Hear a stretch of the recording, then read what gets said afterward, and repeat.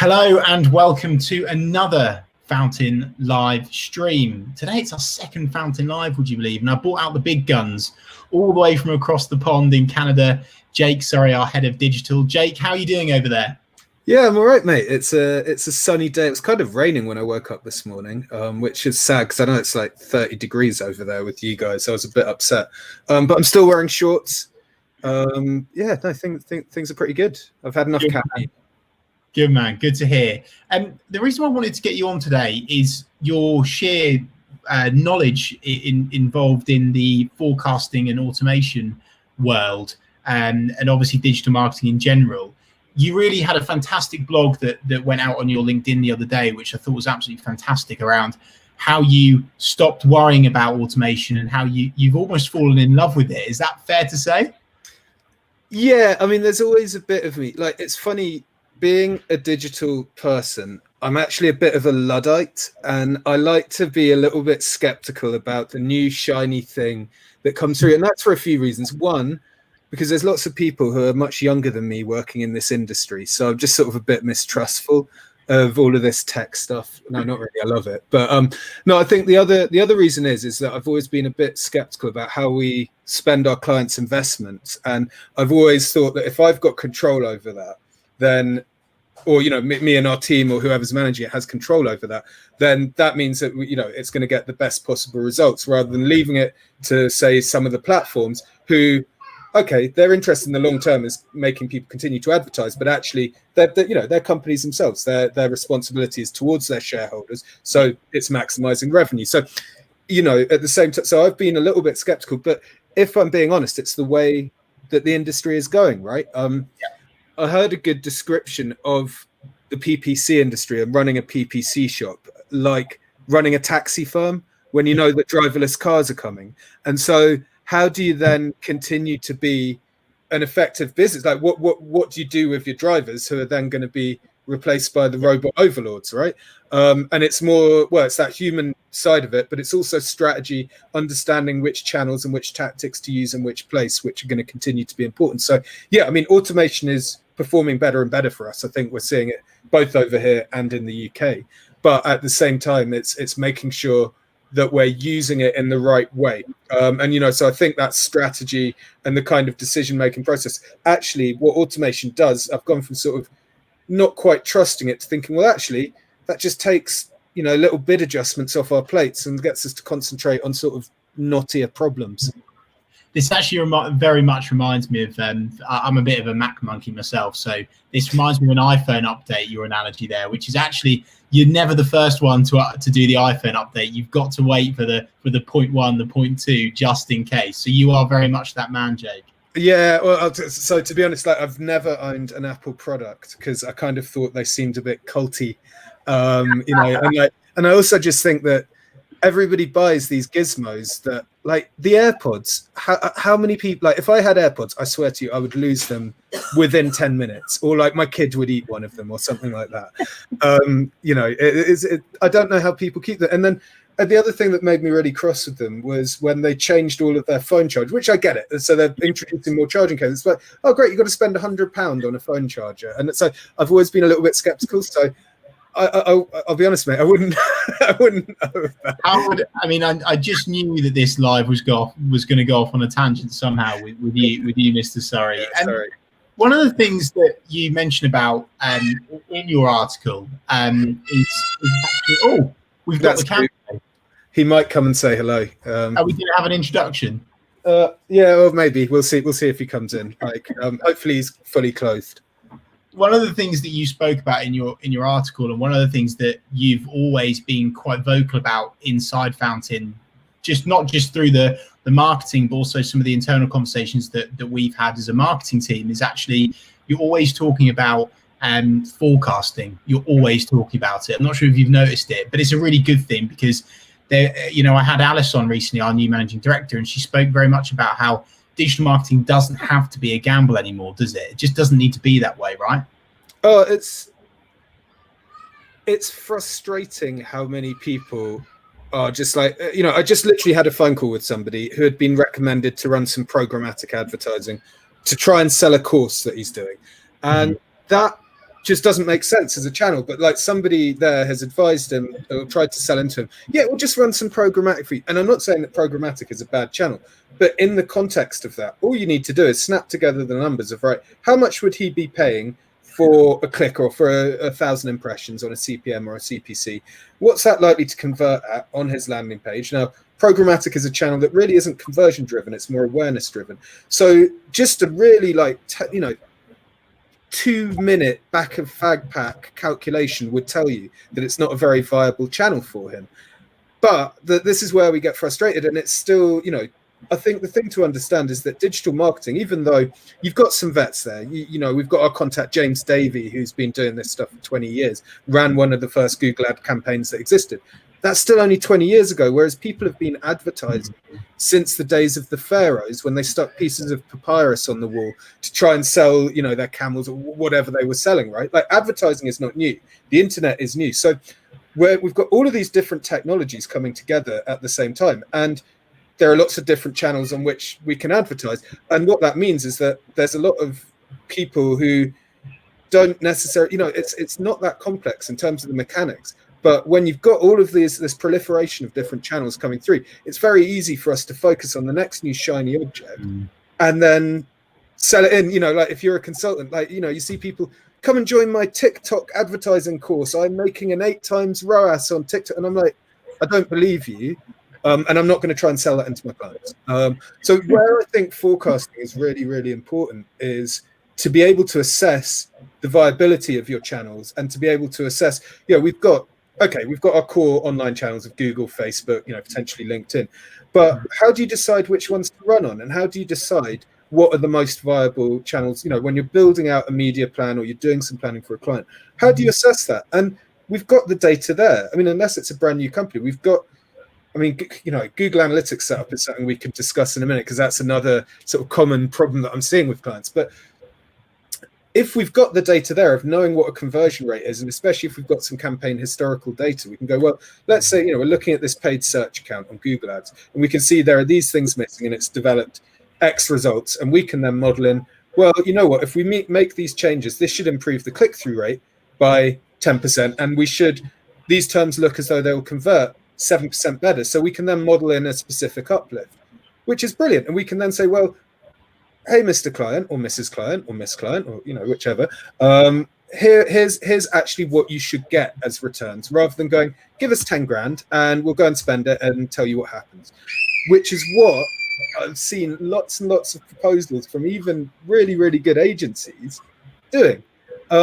And so the idea is to mitigate some of that risk, because we're in an industry which is new. We do understand it better and better, we certainly know how Google Ads works and Facebook Ads work. But in an industry where there's sort of all kinds of different suppliers and all kinds of different people doing this, it is quite a risky business. It's really easy to burn money in online advertising. So the point of the forecasting piece is to try and mitigate some of that. Here we go. We've got a visitor. Hey, look at this. It's a Fountain Live exclusive. Yeah. This is our most sophisticated digital marketer at Fountain. He basically masterminds all the strategies that I implement for clients. I always knew that you had 2 brains. I thought you were intelligent. I didn't realize you had another brain. I'm very impressed with that. And Jake, before you go on to your Google Analytics problem, I want to try and put you on a bit of pressure here, because it wouldn't be a Fountain Live if I didn't. Can you give me an example of any type of automation that you've seen where you've been like, wow, that's really impressed you? It's kind of like that's been a really good case study. It's something that's worth particularly sharing, just to comfort people, because I think, as you've quite rightly highlighted, people are still in that world of being really worried about automation, slightly intimidated by it. I mean, I think there's stuff that you can do. Okay, so the example that sort of immediately springs to mind is with the Google Ads automated bid strategies, which, it's a little bit technical, but rather than telling Google, right, I'm going to manage every single keyword and define what CPC I want to bid for each of the auctions, you basically tell Google, hi, Google, go and maximize my conversions or maximize my traffic or hit a target cost per acquisition. And I kind of got owned on Slack by the team on this, which is fair enough, because, like the role that I work in, I'm less hands-on with accounts day to day than I have been probably a year or so ago.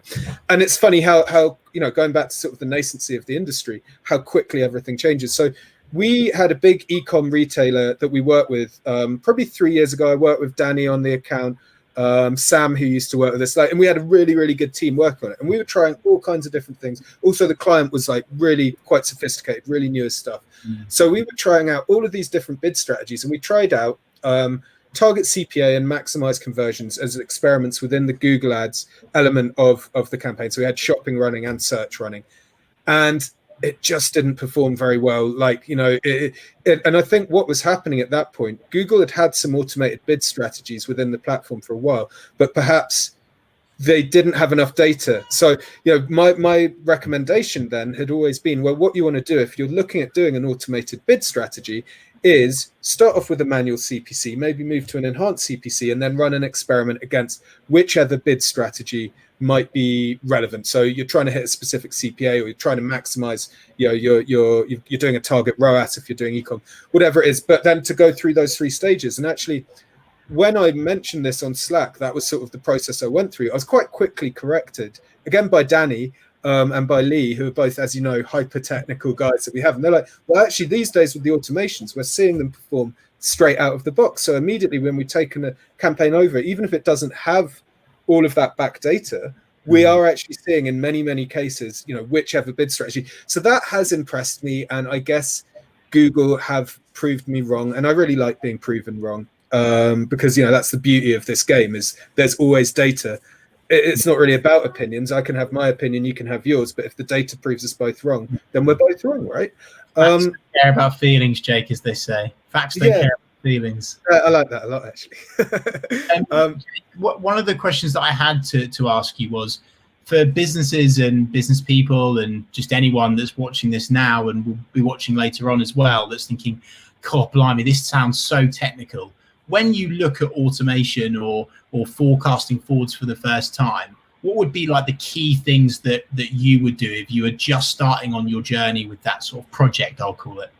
Yeah, I mean, I think that there is a lot of perception, and I certainly had this perception before I focused more on digital, that it's this voodoo, that you need to know how to code, that you need to know all of this hyper technical stuff. And in fact, at the same time as that, our camel peddler in ancient Egypt, what he's doing is going, right, well, if 1,000 people walk past this every day and I put a poster up, then that's 1,000 impressions, and a certain percent of those people are going to come to my camel shop, and a certain percentage of those people are going to buy a camel. It's all the same thing. It's linear mathematics. Now, there's definitely more technical. The reason that we're really, really good at this is because we do have some pretty technical things we can do in terms of implementing scripts and and actually building our own automations into accounts. But it all comes back to the basic fundamentals for me. You're trying to sell a product here. You think of a sensible place to advertise and figure out how many of those ads are you going to show. You should, if you know the channels, you know the platforms, you should be able to bring in either a benchmark, or if you've got historical data, a percentage of those people are going to click on those ads. So you've got 1 million impressions and a 0.1% click-through rate. So that gives you, I think, 1,000 clicks. You've got 1,000 clicks, and your website converts at 10%. So you've then got 100 leads or sales or whatever it is. That's linear maths. That's stuff that we should be able to do by the time, the maths of that, we should be able to figure out by the time we're 13, right? Assuming you're not really bad at maths. But none of it is like A-level or degree level maths. But there's this perception, and I think a lot of it is getting past that. But the other sort of side of that is that the platforms are quite complex in and of themselves. Like when you first go into Google Analytics or AdWords, Google Ads, sorry, I call it AdWords still, Facebook ads, it kind of looks like a plain cockpit with all of these different levers and buttons. Yeah. So I think the thing is understanding the principle in terms of working out what your pricing strategy should be. Well, looking at how much I'm paying for those impressions and those clicks and those conversions, is my price sufficient enough to be profitable? Yeah. Do I need to make my website convert better? Is it actually that this advertising channel isn't actually viable for me? But that side of things, in terms of sort of building out your overall strategy, absolutely fine. That should be anything that any business owner should be able to hopefully figure out with, might need a little bit of help in figuring out what the conversion rate is. But that's all stuff that you should be able to figure out for yourself. In terms of actually managing the campaigns, I have seen quite a few people get bitten on that by trying to do it themselves and then turning around and going, right, I just spent $2,000 and got zero return whatsoever because I didn't set up or something went wrong one way or the other. So I think in terms of, you do need to have a bit like the platforms themselves, like any other platform, whether you're a CRM expert or a Salesforce expert, or you're an accountant and you're an E1 or a QuickBooks expert, you kind of need to learn to use the tools. These are the tools. But in terms of figuring out what tools you need to use, that part is actually quite simple. If you see what I mean, it's the same as if you're going to build a house, you're going to be like, right, well, you're going to need a cement mixer and you're going to need but you're not necessarily going to know how all of those work or be the best person to do it. If I want to build a house, I'm going to pay somebody to do it for me, but I'll certainly know the difference between what a good house is and a bad house and how much it would be reasonable to pay for it. Jake, what an analogy that is. And thank you very much. You've absolutely rammed that so full of value. I think you've given Dika a lot of competition for next week's live. Thank you very much for your time today. I really appreciate it. For everyone that's watching right now and watching later on, please feel free to drop us a comment below if you're watching on LinkedIn, YouTube, or Facebook. And if you're on Twitter, feel free to give us a tweet. We are at Fountain Team, and go and give that man a follow. Jake does on Twitter. I made him open up a new Twitter account because his personal one was full of football rubbish, particularly Arsenal. So I had to do it. Jake, thanks for your time and have a great day over there. All right, mate. I'll speak to you in a bit. Cheers, Jake. Bye.